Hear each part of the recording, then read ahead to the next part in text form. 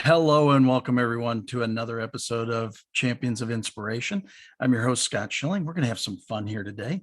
Got a new friend on board. Jay Rifenbary is joining us. He's the 2017 Vistage Speaker of the Year. So many accolades, I can't even go through them. We're going to just hit it and go. Jay, thanks for joining me here today. Thanks for having me. Pleasure to be here. Yeah. So, well, that had to be pretty cool. Vistage is such a great organization to be named Speaker of the Year for an organization like that. What a great accolade. Yeah, it was humbling. I mean, there's over 1,000 speakers, so to have that recognition was truly wonderful, and it was during a challenging year as well. But that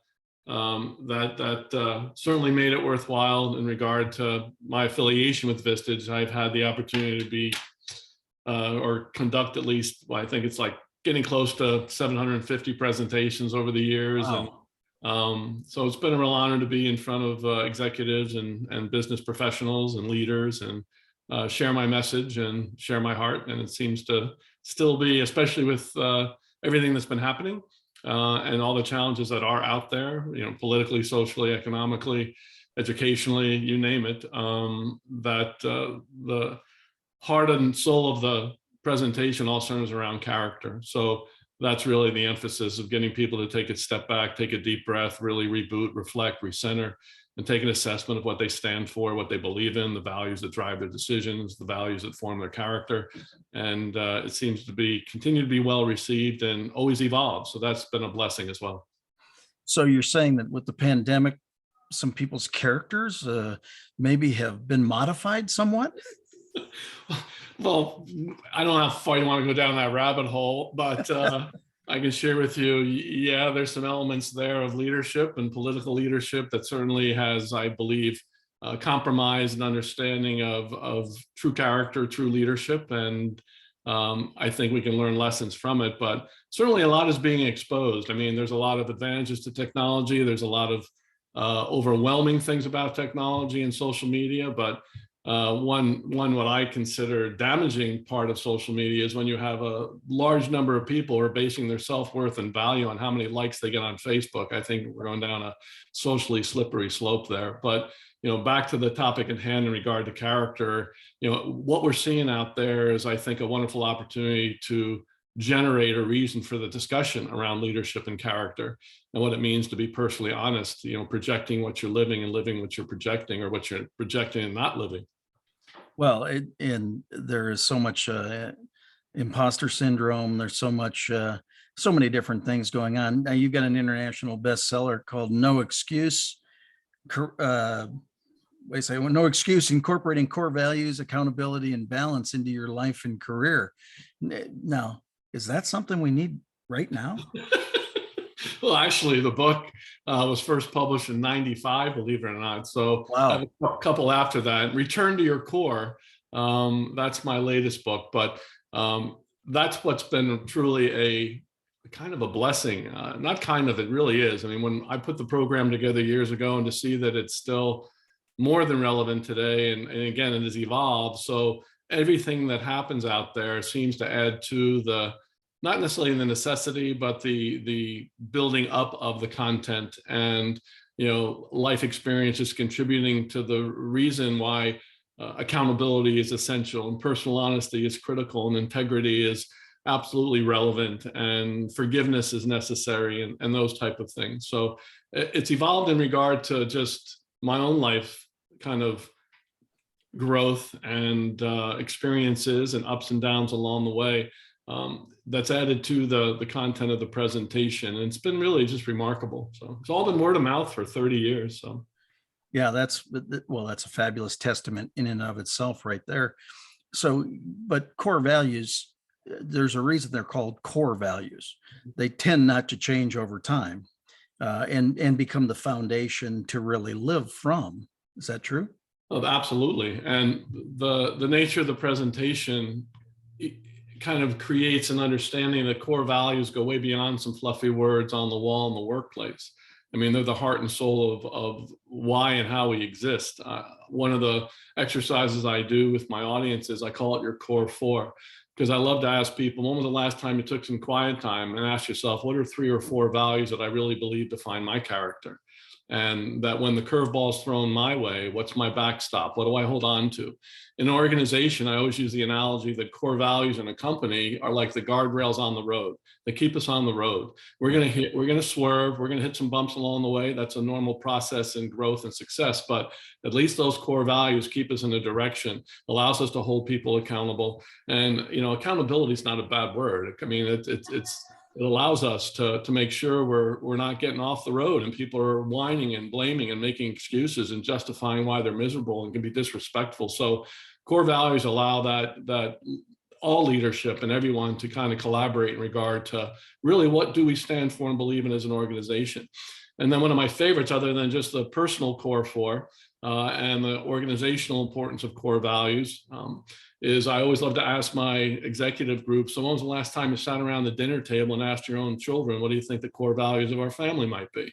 Yeah. And that always gets some jaws to drop. We can spend all this time, energy, and effort and money on values in an organization, but we don't sit and take a moment in time and go to maybe our 8-year-old or 12-year-old or 16 or 28-year-old and go, what's held us together as a family over all these years? Has it been our resiliency, our courage, our loyalty to one another, our transparency, our compassion, our empathy, and get the young ones to say, hey, what defines us as a family? And I've received so many nice comments and notes and cards from executives who just said, hey, thanks. I assume the kids know, but I never really thought about asking them.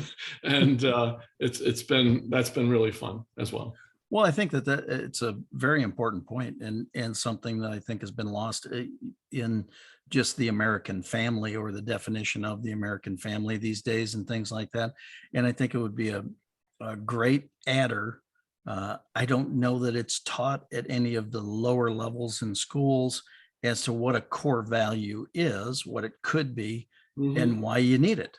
I mean, I've got a whole part on my book on core values as well. I think it's tremendously important. So, Scott, we can just go to yesterday's news and Disney and the sexualization of our children.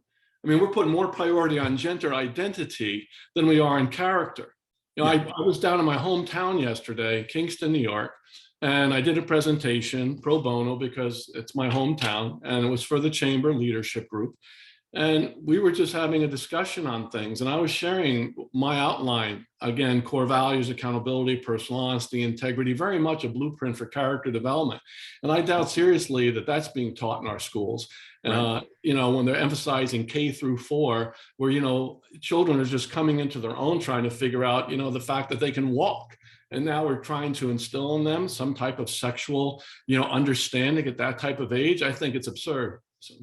Yeah, absolutely. Again, it's interesting. I know in our call that we had the other day, we shared it a little bit, but there was an organization that one of the things that first attracted me to them is that they led with their core values out to the marketplace. But one of the things that caused me to stop working with them very quickly is they broke every one of their core values publicly after touting them. You can't sit there and say, hold me accountable to these values, like importance of their employees, importance of, team members are important. And then you see the boss dressing down one of the employees in front of everybody. Right. I mean, again, one of the most dangerous and I think insulting words in the English language is hypocrite. And, the worst thing we can do from an organizational standpoint is to promote core values and say we're all this and that and put them on the wall and promote them on our website and then not live them. I mean, I might as well and I have so many experiences of that happening at times, and that's personal dishonesty. And personal dishonesty, whether it be from an organizational perspective or a personal perspective, are the people who project one thing and live another. So if I'm projecting to the world that I'm an honorable man, yet behind the scenes I'm living a dishonorable life, there's no way I can be happy because I'm living an internal lie. And that is why there's no direct correlation, direct now, between money, things, wealth, fame, power, and happiness. Because if there were a direct correlation, and I like nice things, I think we all do, and I'm humbled I can provide for my family. But if there were a direct correlation between all the stuff that people strive for every day and happiness, then we could take a field trip to the wealthiest places of the greater Dallas area or Houston area or New York City or wherever it may be. And then all the people have the most stuff. Wouldn't they be the best example of happiness and fulfillment? Why are the people out there, who have all kinds of stuff and are miserable and dysfunctional. And yet there's other people out there that don't have all that much and seem to be pretty content. And I've learned in my 66 years almost of life, and I've learned it before, today, is the fact that at the end of the day, what I drive, what I wear, what I live in doesn't define my character. What defines my character is how I treat that homeless person, the stranger, my wife, my children, my neighbor, someone who doesn't look or believe quite like I do. I think that's a little bit better indicator of my character than what I own. And Yeah, totally. and no one out there listening, I believe, will remember someone who had a positive, and here's the key word, enduring impact on their life because of what they owned. It was always the content of their character, what they gave more than what they took, and the fact that they believed enough in you. And here's the takeaway here: they believed enough in you to share a part of their heart, mind, and soul to make you a better person. Why do we remember our mentors and our role models and our teachers, our coaches? It didn't have to do with stuff.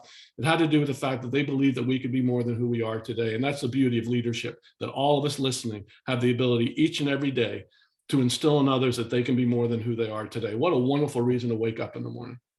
Yeah, totally agree. I did a radio show in Miami yesterday, and they asked me about leadership. And we went back to the days when I was playing college football at the University of Iowa, go Hawks, for the great Hayden Fry. And Hayden was just such an amazing, why he's a legendary coach. And because of the investment he made in everybody, and even when he was chewing your butt, it was an investment in you to become better. Right. But it wasn't because he was a legend, and he was already a legend back then. I mean, he's certainly legendary, even greater at this point. But the honor of being able to play for a man like that invested in your greater good, in making you a better human being, and doing what it took to do that, including yelling at you or ripping your butt if you needed it. Where'd that go? It seems like we've lost some of that. Yeah. That's another rabbit hole. Anyway, when I'm in front of, years ago, when the millennials began the title of millennials, and now we have Gen Zs and everything else. But I actually apologize to my young people, because my generation, the baby boomers, I think all of us may recall, we started the self-esteem craze, right? We're going to make our kiddies feel good, then they'll do better. Boy, that backfired big time. Self-esteem, everybody gets a participation ribbon and a trophy. And what, are you kidding me? We don't keep score. See, the interesting thing is self-esteem in the dictionary is defined as pride in oneself. Pride in the dictionary is defined as dignity and self-respect. You can't give a human being dignity and self-respect. You can provide them encouragement, you can provide them support, but dignity and self-respect is earned, and it's earned based on behavior. Behavior is based on understanding their values. So that's, again, it all comes full circle. So if I have no idea what my values are, then I'm allowing out there to dictate how I become or what I should become. And I talk a lot about vulnerability in my triple crown of leadership, a way to maintain a level of humanness in the workplace. And that is vulnerability plus humility plus transparency equals authenticity. And in my 30 plus years of being out there, I've never seen such a yearning for authentic leadership in all of my life. And when people are anxious and there's trepidation, the role of vulnerability is absolutely critical, because it allows us to see that we're writing this thing called life with everybody else. And I know as a leader, when I'm willing to let my walls down a little bit, then those around me are more willing to let their walls down a little bit. So communication is increased. And if we can do that, then there always, as a end result of that, is a greater level of trust. So. Well, and it takes trust to accomplish anything. I share all the time that people do business with those they know, like, and trust. Assume if they don't know you that they don't like you, and assume if they don't like you, they don't trust you. But it's imperative that they trust you to do business with you. Sure. But it's not just business. Those people date those they know, like, and trust. People marry those they know, like, and trust.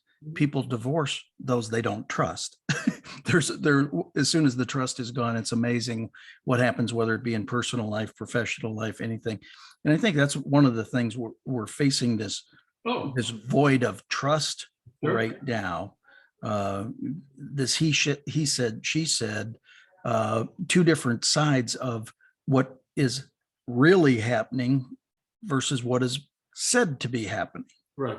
Yeah, I mean, trust in the media, trust in politicians, trust in educators, trust in the media. We can go on and on and on. I mean, we have certainly created a blanket of mistrust because we have been lied to on many different levels. And I don't have all the answers or all the roots of all the dishonesty that's been occurring, or the manipulation that's been happening, or the narcissism that is really being, that, by the way, that is a huge trend right now.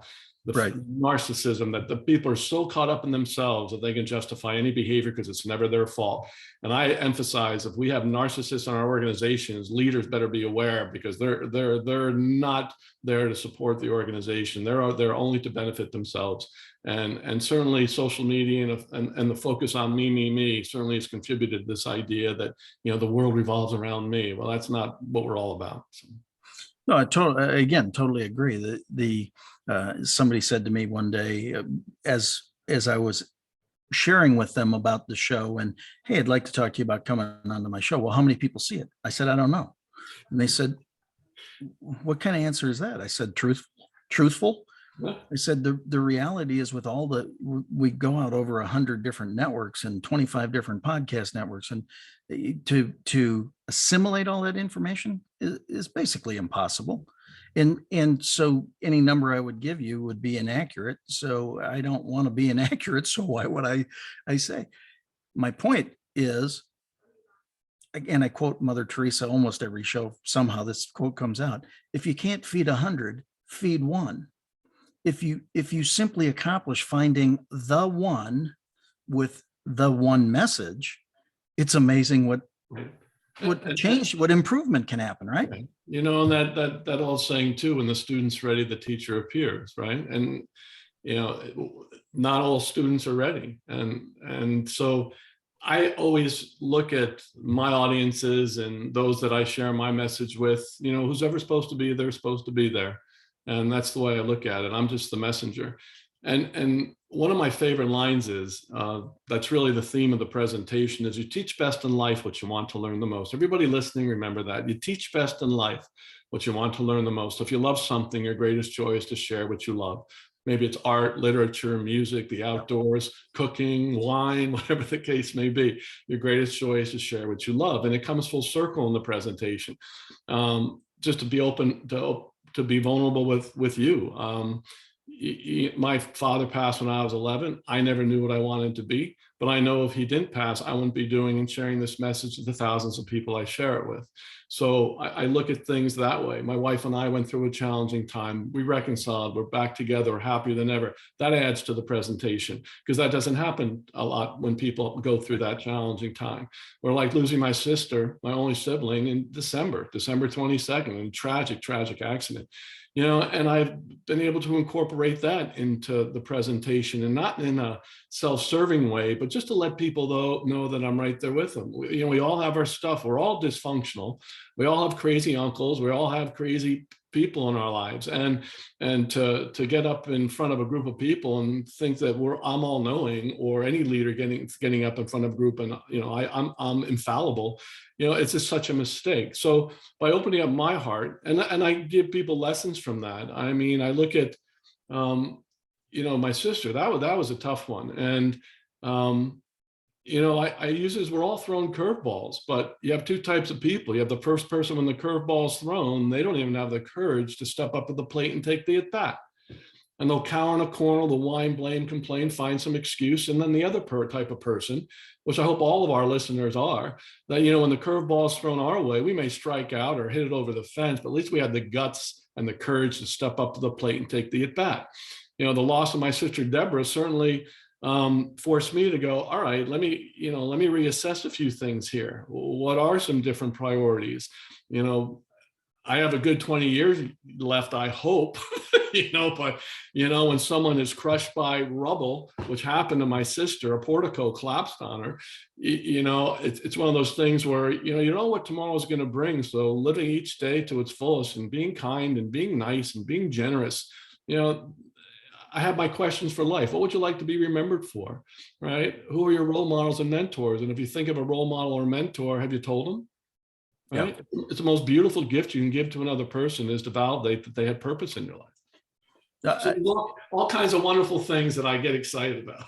No, again, that's why we resonate so well. I mean, not to put in a shameless plug, but let me put in a shameless plug for my latest book, That Sucks, What Now? Now, right. Real world solutions for getting through what you're going through. Yeah. This comes directly out of my near-death experience. Mhm. And as I came through, the only thing I could find is negative information that was basically saying, in essence, it was like, if you're reading this, you should be dead. And is like, I'm a little offended by that. And so I wanted to document and create a path, if anybody was as fortunate to come through something like I did, that they had a better supply of information than, well, dang it, you made it. I mean, it was really not overly encouraging. And so That Sucks, What Now is really about that as well. Things are going to transpire in your career and in your life and in everything that are not always positive. No. They're not always good. But ultimately, if you look back at them, there's a reason for them, more than likely, and something that can be leveraged to become good. Yes. In doing this radio show that I did yesterday in Miami, he said, "What's your greatest failure?" I said, "I haven't had one." And he said, "Well, wait a second, you haven't had things go wrong?" Oh, I didn't say that. I've had lots of things go wrong, but when they go wrong, I look at it as a learning experience, not necessarily a failure.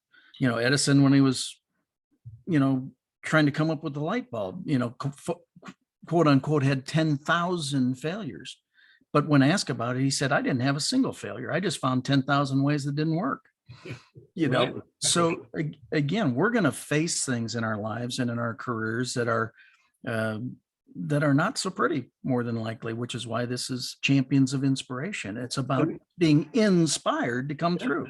Yeah. And the other thing too is, I mean, again, the role of forgiveness. I can't change 10 minutes ago. Am I going to change 10 years ago? And yet you look at how many people use so much energy focused on what should have been, might have been, could have been, instead of what could be. And directing energy towards something that's destructive and negative instead of directing it towards something that's constructive and positive. And you think about forgiveness of self, right? I mean, we've all failed, but I can't carry it around and use it as an excuse the rest of my life. Hopefully I grow from it, learn from it, benefit from it, and don't make the same mistake again. And I can go through a whole litany of things that I've done wrong. Forgiveness of others, right? We've all had people hurt us, but the reason you forgive others has nothing to do with them. It has everything to do with us. And, why would we let people who have hurt us live rent-free in our brains? Why would we let them live rent-free in our brains, just sucking out emotional energy and impacting whether we wake up with a smile on our face or not? I'll never forget the hurt. And I may not necessarily always have to forgive the person, but I can certainly forgive the situation and redirect that energy away from something that's self-destructive as well. So, I mean, those are the type of decisions and again, awarenesses that we create, as we go through some of those challenges. And again, everything, I just had no idea that when I put all these things together that they would again blossom and evolve, and yet they're fundamental. They're not wow, a breakthrough in understanding human behavior and a breakthrough in understanding why values are important. I mean, this is common sense stuff. And if we don't at least have some grounding in who we are and what we identify with and what we stand for and believe in, then again, we're lost souls. Well, you said something very important there, and that was the word common sense. And there is nothing so common as the lack of common sense right now, is what it Right, seems. I agree. It has nothing to do with left, right, liberal, conservative. I mean, we're talking leadership, we're talking value, we're talking treating people with dignity and respect.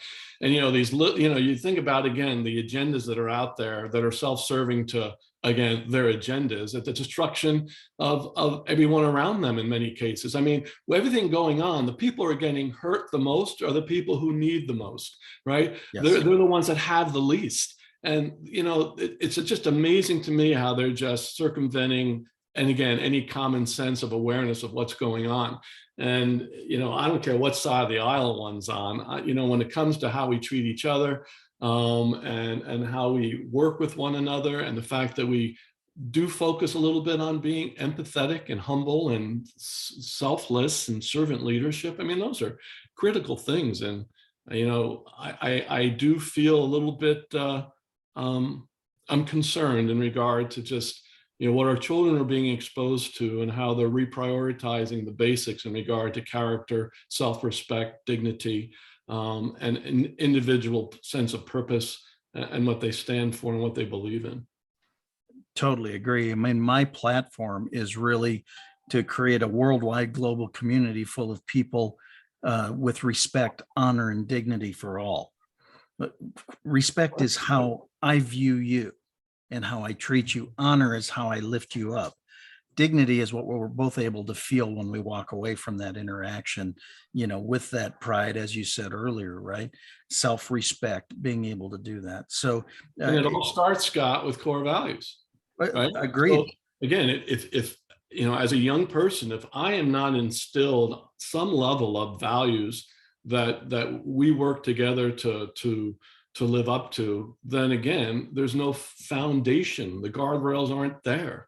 There's no platform to base decisions on.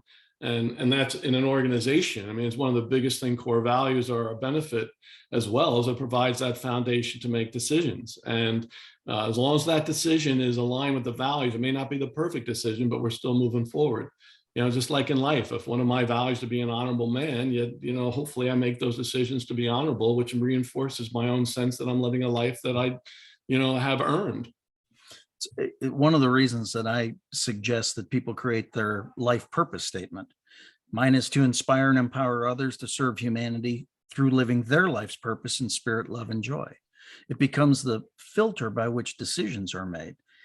Doing a show like this to inspire and empower others, well, that's the audience. To help them live their life's purpose, hopefully they get the nuggets, the pieces in spirit, closer to God than I've ever been. Love my wife, my family, friends more than I ever have. Joy, I get great joy out of doing these shows.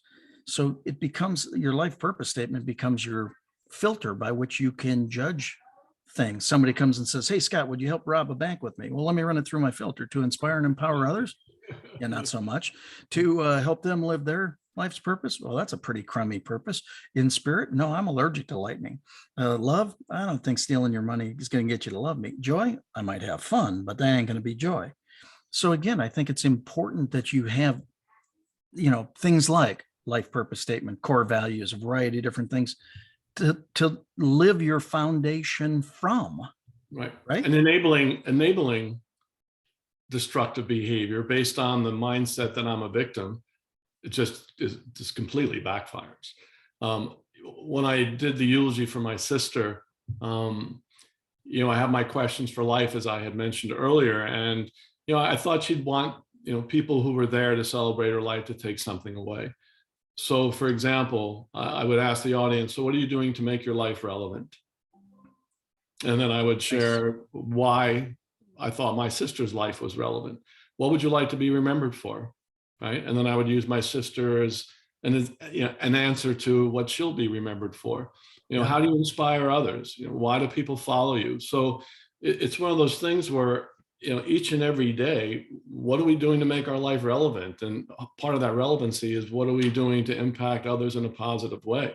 But again, I'll go back to that enabling thing. When you enable destructive behavior based on some justification, it is absolutely, the worst thing we could do to uplift people or even give them an opportunity to build a sense of character and who they are. Yeah, so much so. It's so funny because a recent guest on the show reminded me of something I shared with her, that when I just came out of the hospital and did some things, one of the first things I did is went into a grocery store, just trying to do something normal. And as I was going down the aisle, I smiled at somebody and they stopped and they thought I had 3 heads, and it was like, Sure. Gosh, that's not that hard a thing to do. And it positively impacts 2 lives, yours and theirs. So why not do it? Well, my blueprint for character, I put it all under one umbrella. So again, core values.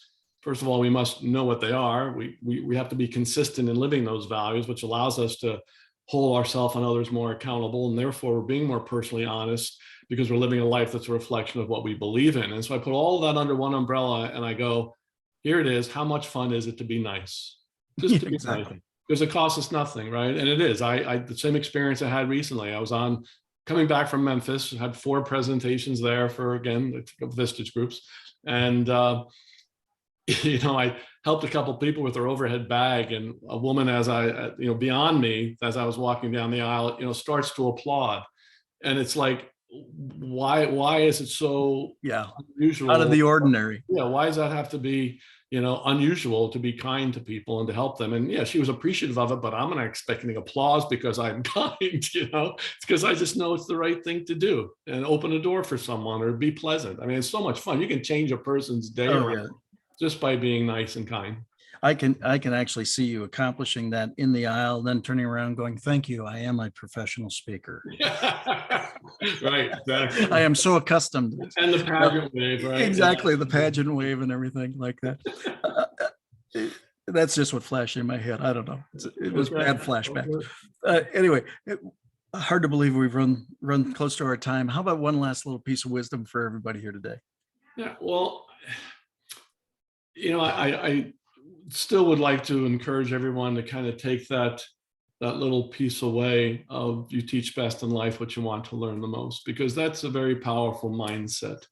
And if I had to, I guess I might as well just share with you, if I had to leave everyone with a thought, my favorite line that I had my presentations with, here's another little piece of inspiration before I end. And that is the way I define professionalism: emotional patience. Everybody remember that? Tuck that in your back pocket. Professionalism equals emotional patience. And look how that directly connects to understanding your core values. If you don't understand your core values, when you're under stress and pressure, you're more likely to become emotionally impatient. So it's a great little barometer in how we're dealing with stress and anxiety, is how we react to those things and maintaining our level of emotional patience.